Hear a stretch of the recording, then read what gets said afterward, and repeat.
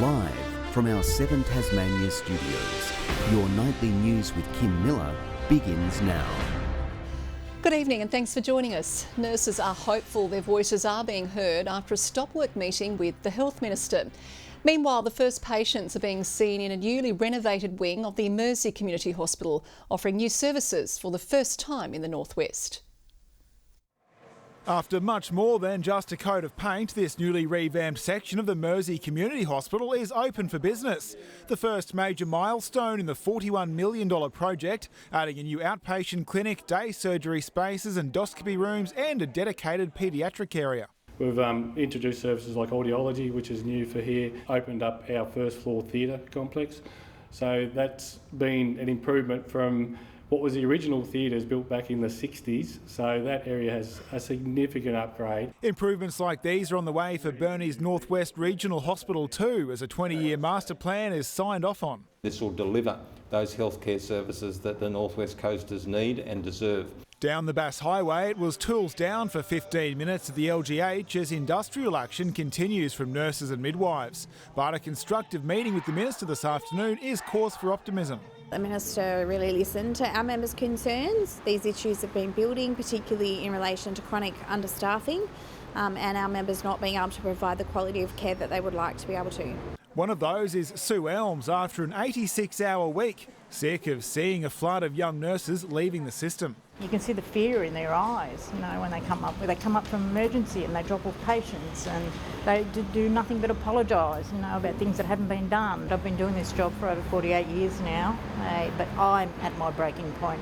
But there has been a net increase of 170 nurses since April. Tasmania is on a recruitment blitz, in fact a recruitment raid to Victoria, New South Wales and Queensland, and there's a lot more to come in that space. Nick Kelly, 7 Tasmania News.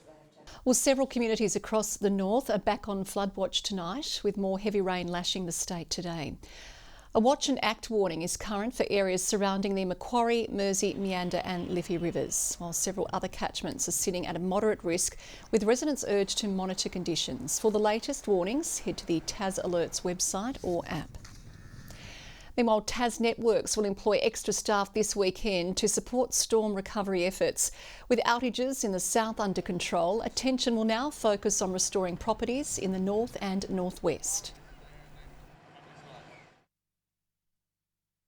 Earlier today there was some 3,500 homes still without power, homes or properties, and that's a concern, but they've had a massive impact in terms of reducing that number, and of course we want to get that number down as soon as possible. This is a situation which is becoming unbearable for Tasmanian families.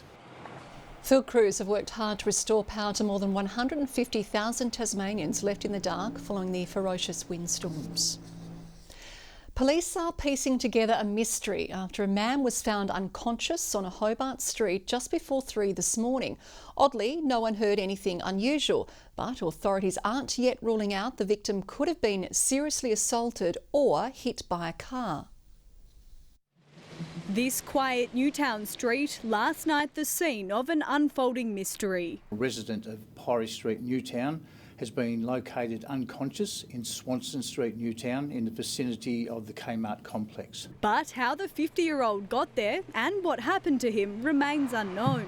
What authorities do know is that someone spotted him lying on the road between Risdon Road and Cross Street, with injuries to his neck and torso around 2:45 a.m. The male was transported to the Royal Hobart Hospital, where he underwent emergency surgery for serious and life-threatening injuries, and he remains in a critical condition. Police investigating a number of possibilities, including that he could have been struck by a car or physically assaulted. A CCTV timeline showed him with another man just after midnight, before pacing Swanston Street up and down. We have actually been provided with information that's enabled us to construct a timeline of his events. Multiple residents have told 7 Tasmania News that they didn't see or hear anything unusual last night, saying that it's usually a quiet and peaceful street to live on. There are no suspects yet, but if anyone does know something, police are requesting that information be passed on. Ruby Cairns, 7 Tasmania News. A day after news broke that dairy giant Saputo is shutting down its King Island cheese operation, the state government is pledging to intervene, offering to help find a new investor. We'll do everything we can. We'll leave no stone unturned to see if we can continue the operation on King Island of King Island Dairy. If it doesn't, it's a blow to the island's dairy farmers who effectively have 9 months to either offload their cattle or find a new buyer for their milk. The announcement also coming in the middle of calving season.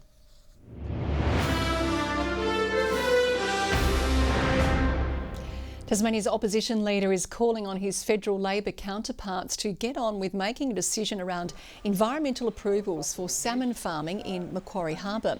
It comes a day after positive results from an oxygen injecting trial to benefit the endangered Maugean skate.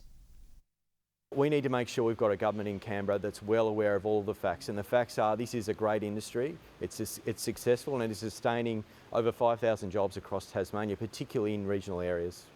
Meanwhile, Environment Minister Nick Duigan has also written to the federal government with questions about whether projected declines of skate numbers have been overstated.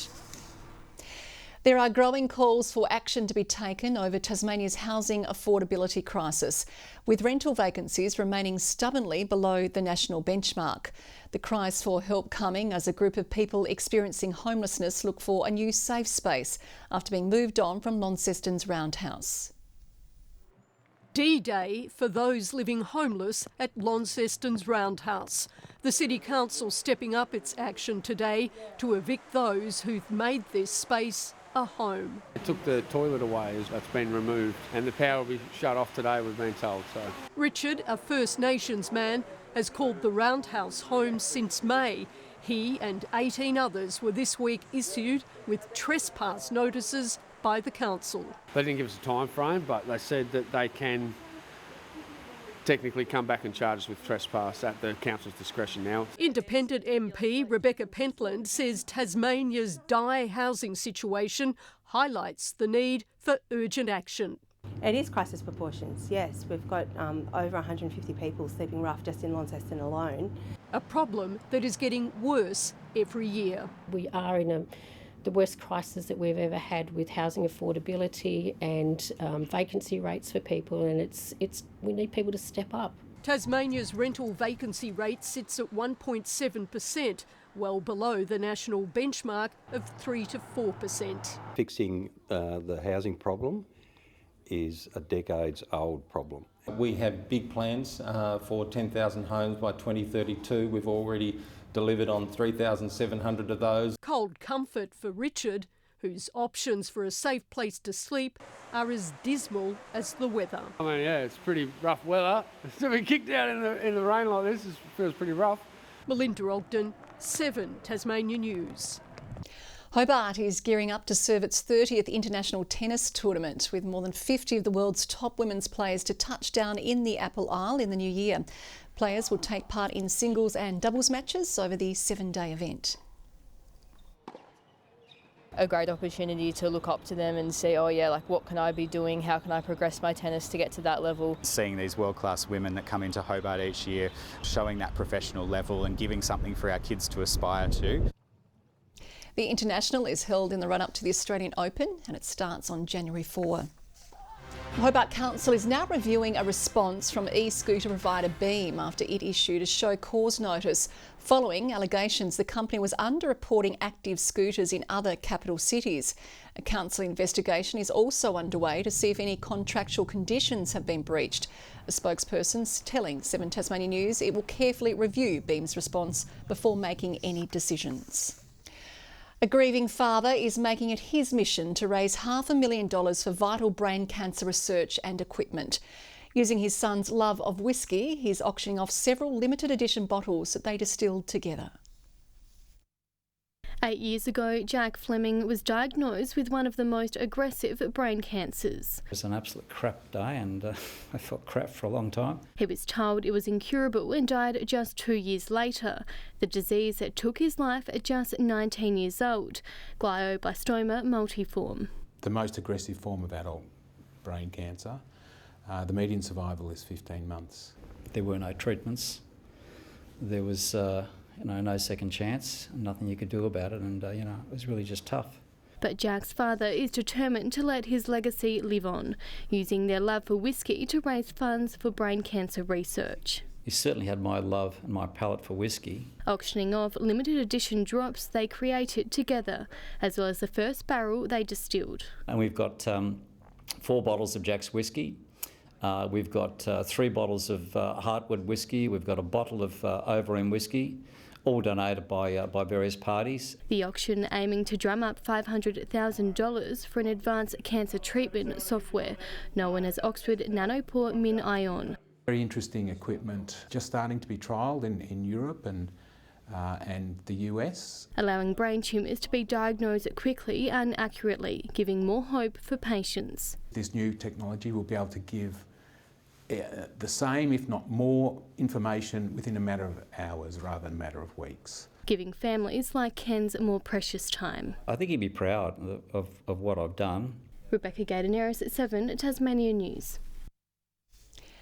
A Tasmanian dancer is tonight returning to a stage close to her heart, ready to wow a home crowd.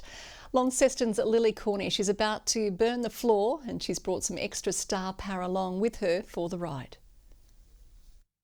Back where it all began, Launceston's very own dancing queen is ready to cha-cha into the spotlight. It feels so special to be back here at the Princess Theatre. Such a surreal feeling, sort of coming full circle and coming home to Tasmania after performing all around the world. Switching the glitz and the glamour of the Dancing with the Stars ballroom for a stage closer to her heart, bringing Burn the Floor to Tasmanian soil for the first time. To never be able to come back here and perform just didn't feel right, so I sort of said, I really want to come to Tassie. I promise people will come and watch. The musical extravaganza promising some jaw-dropping choreography, sprinkled in with some extra star power. Human Nature's Phil Burton taking over the mic. It's so entertaining, so much fun, and you get to sing along with amazing songs and you get to watch these people at the peak of their powers. A star at her peak, but a home crowd is enough to rock any professional's nerves. It is so surreal to be having them in the audience. I think I'm more nervous to perform at the Princess Theatre than anywhere else. Tonight, it's Launceston's turn to sparkle before a Burn the Floor takeover of Hobart this weekend. Victoria Risto, 7 Tasmania News.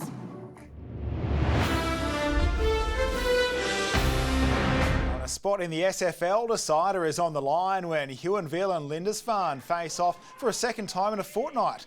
The Lions lost to Lindisfarne in the qualifying final and to Cygnet by 1 point last week, which is who the winner is waiting to play.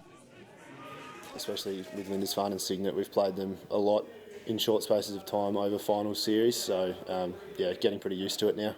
In the first final, we didn't rock up for that first half, kind of needed a bit of a firework up the bum to get us going in the second half, and we felt when we're playing our best footy, I don't think any team can keep up with us.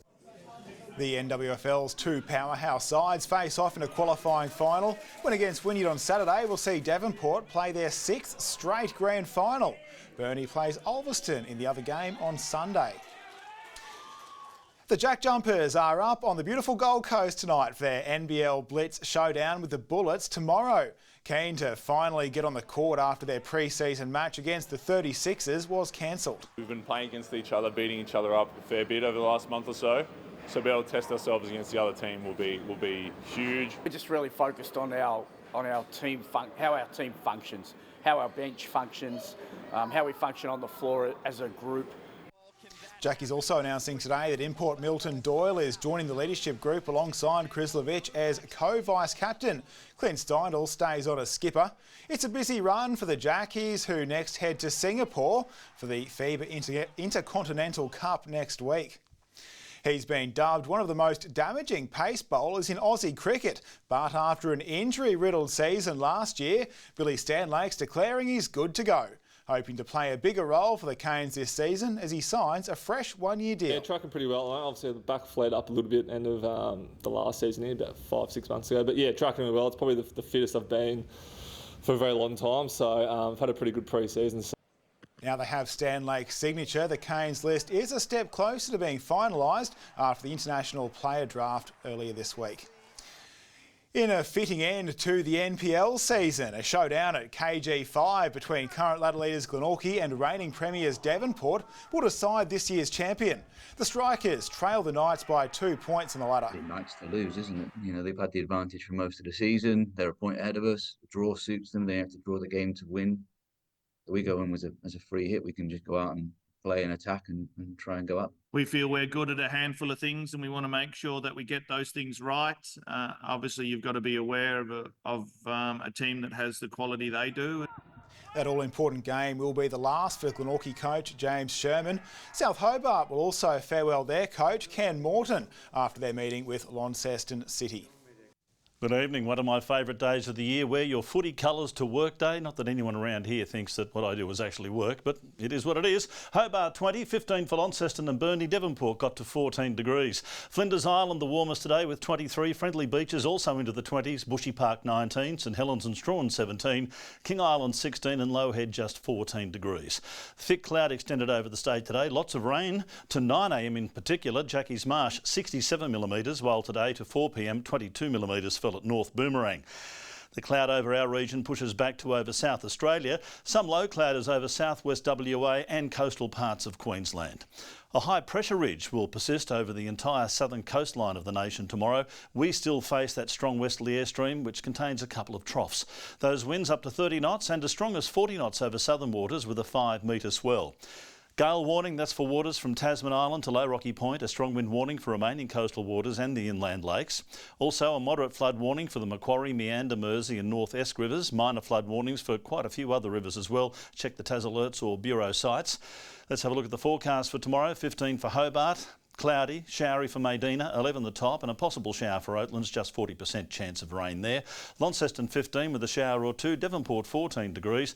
Chance of snow for Lyowini and 7 the top.